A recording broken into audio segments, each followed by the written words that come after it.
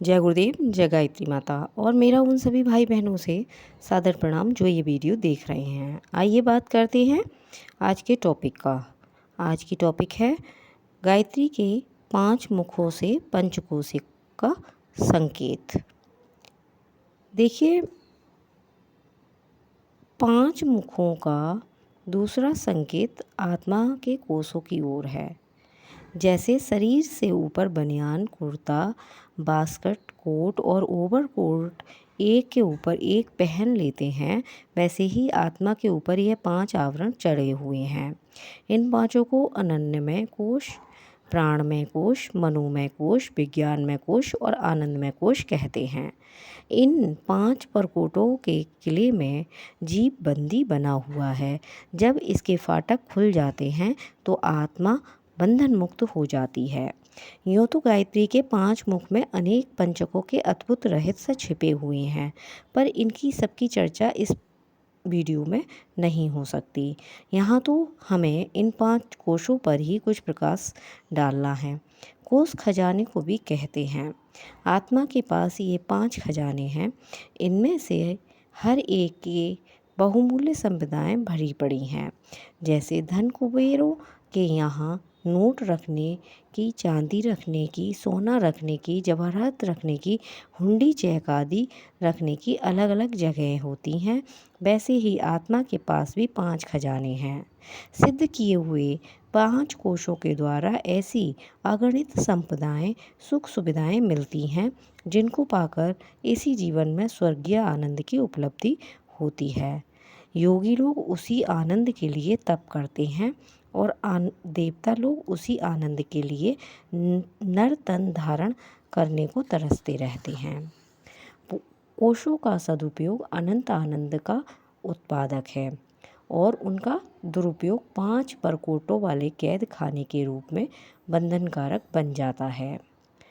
पंचकोशों का उपहार प्रभु ने हमारी अनंत सुख सुविधाओं के लिए दिया है।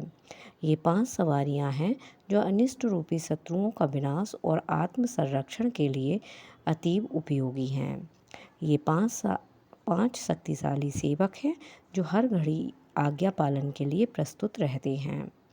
इन 5 खजानों में अटूट संपदा भरी पड़ी है।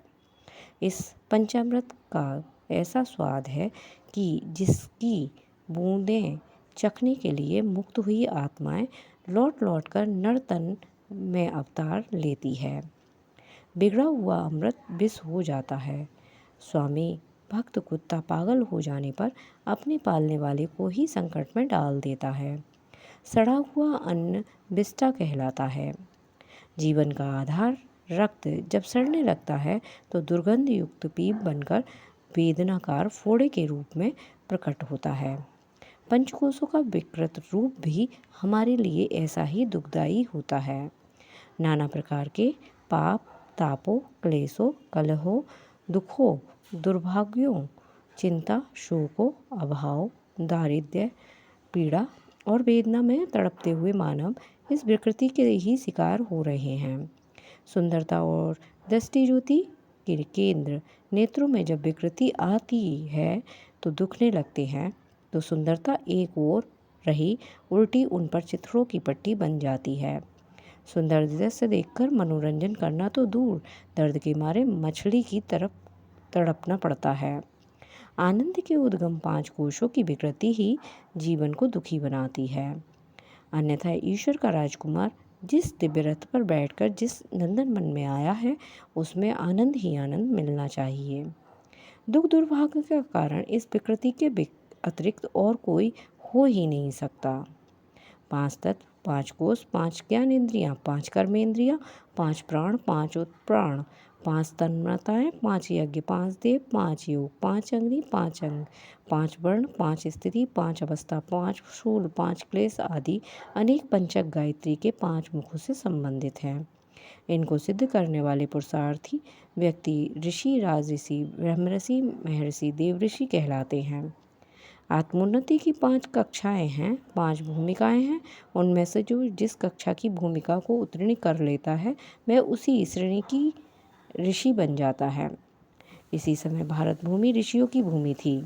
यहाँ ऋषि से कम तो कोई था ही नहीं, पर आज तो लोगों ने उस पंचायत का तिरस्कार रखा है और पूरी तरह प्रपंच में फंसकर पंचक्लेशों से पीड़ित हो रहे हैं।